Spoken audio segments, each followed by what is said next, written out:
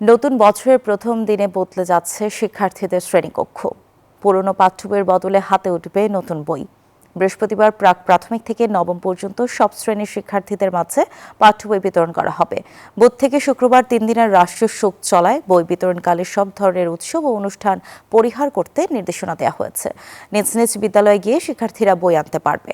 নতুন বছরের প্রথম দিনে প্রাথমিকের শিক্ষার্থীরা নতুন সব বই হাতে পেলেও মাধ্যমিকের বিভিন্ন শ্রেণীর শিক্ষার্থীরা আজ সব নতুন বই পাবে না।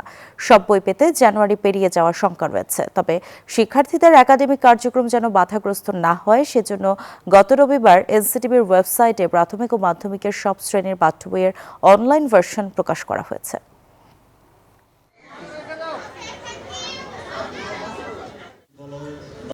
আমরা প্রাথমিক শিক্ষায় যে পরিবর্তন আনার চেষ্টা করছি আপনাদের সবার সহযোগিতার মাধ্যমে সেটা আমরা করতে পারবো।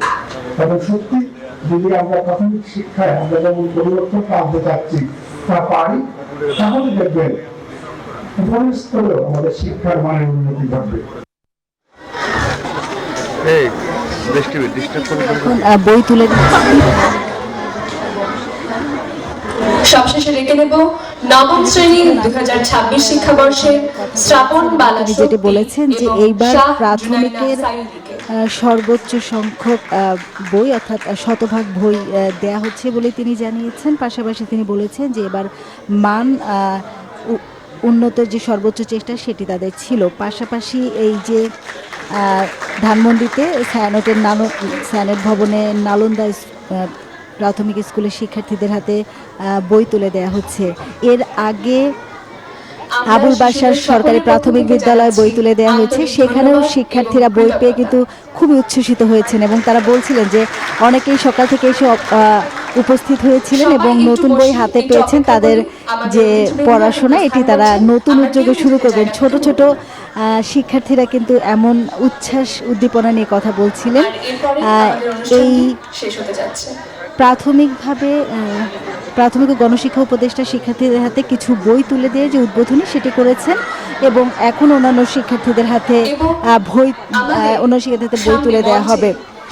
এবং আজকে যেহেতু সাবেক প্রধানমন্ত্রী এবং বিএনপি চেয়ারপারসন বেগম খালেদা জিয়ার যে মৃত্যু, সেই মৃত্যুর কারণে 3 দিনের রাষ্ট্রীয় শোক চলছে, সে কারণে কিন্তু বই উৎসবের আনুষ্ঠানিকতা একটু স্বল্প পরিসরে করা হচ্ছে। এবং আবুল বাশার স্কুলে আমি দেখেছি সেখানে কিন্তু শোক দিবসের কারণে অতিথিদের কালো ব্যাজ পরানো হয়েছে, 1 মিনিট নীরবতা পালন করা হয়েছে। এর পাশাপাশি বেগম খালেদা জিয়ার আত্মার শান্তি কামনা করে দোয়া করা হয়েছে। তো সবকিছু মিলিয়ে এখন যে বই উৎসব, সেই বই উৎসবের আনুষ্ঠানিকতা চলছে এবং শিক্ষার্থীরা বই পেয়ে কিন্তু উচ্ছ্বসিত হয়ে যাচ্ছে। নতুন বছরের সকালবেলা নতুন বই, এই যে আনন্দ, সেই আনন্দকে কিন্তু কয়েক গুণ বাড়িয়ে দিচ্ছে। তো আমাদের আরেকজন সহকর্মী আছেন সিলেটের নাজাত, তার কাছে যাব। নাজাত, ঠিক আপনি কোন স্কুলে আছেন এখন? শিক্ষার্থীরা নতুন বই পেয়েছেন কিনা বা নতুন বই হাতে পেয়ে তারা কি বলছেন? পদ্মা সেতু, মেট্রো রেল এবং এলিভেটেড এক্সপ্রেসওয়ে নির্মাণের গর্বিত অংশীদার বসুন্ধরা সিমেন্ট।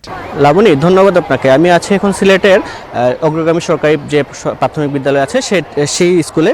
একটু আগে কিন্তু এখানে আনুষ্ঠানিকভাবে বই বিতরণ শুরু হয়েছে। যেহেতু রাষ্ট্রীয় শোক চলছে, আনুষ্ঠানিকতা কিন্তু সংক্ষিপ্ত করা হয়েছে এবং সংক্ষিপ্ত পরিসরে কিন্তু আনুষ্ঠানিকতা করা হয়েছে। আমি দেখেছি শিক্ষার্থীরা কিন্তু বই পেয়ে অনেকটা উচ্ছ্বসিত। তারা যেমনটি বলছেন, এই নতুন বছরের প্রথম দিনে বই পেয়ে কিন্তু তারা অনেকটাই উৎসাহিত এবং সামনের দিনে তাদের পড়াশোনার গতি এটি কিন্তু আরও বৃদ্ধি করবে, এমনটাই কিন্তু বলছেন। একই সাথে কিন্তু অভিভাবকরাও কিন্তু বেশ উচ্ছ্বাসিত। তারাও কিন্তু বলছেন নতুন বছরে এই প্রথম দিনে যে বই বিতরণের উদ্যোগ সেটি কিন্তু তারা কিন্তু সাধুবাদ জানাচ্ছেন। আমি যদি কথা বলার চেষ্টা করেছিলাম প্রাথমিক শিক্ষা অফিসের যে কর্মকর্তা আছে তাদের সাথে, তারা যেমনটি বলেছেন সিলেটের যে 13টি উপজেলায় প্রাথমিকের কিন্তু বরাদ্দের 100% বই কিন্তু তারা সরবরাহ করেছেন। জেলার 1477টি সরকারি প্রাথমিক বিদ্যালয়ে আজকে সকাল থেকেই কিন্তু বই তুলে দেওয়া হবে। এর মধ্যে প্রাক প্রাথমিকের যা শিক্ষার্থী আছে তারা 1,07,704টি বই পাবেন। প্রথম, দ্বিতীয়,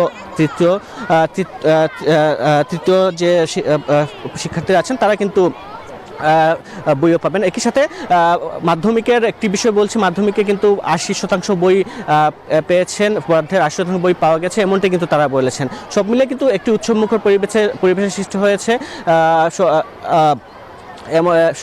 সব মিলে কিন্তু তারা বলছেন সব পরিস্থিতি ঠিক থাকে। আগের 1-2 দিনের মধ্যে যারা বইগুলো আছে, যে বইগুলো আছে সেগুলো কিন্তু সরবরাহ করা হবে। সব মিলে এই ছিল আমার কাছে সিলেট থেকে। আমরা চলে যাব এখন বরিশালে, আমাদের সহকর্মী সেখানে রয়েছেন। নাজাত, আপনি যেমনটা জানাচ্ছিলেন, সিলেটে বছরের এই নতুন বই বিতরণের খবর। আমি হচ্ছে বরিশাল সরকারি বালিকা উচ্চ বিদ্যালয়, সেখানেও কিন্তু নতুন বই বিতরণ শুরু হয়েছে।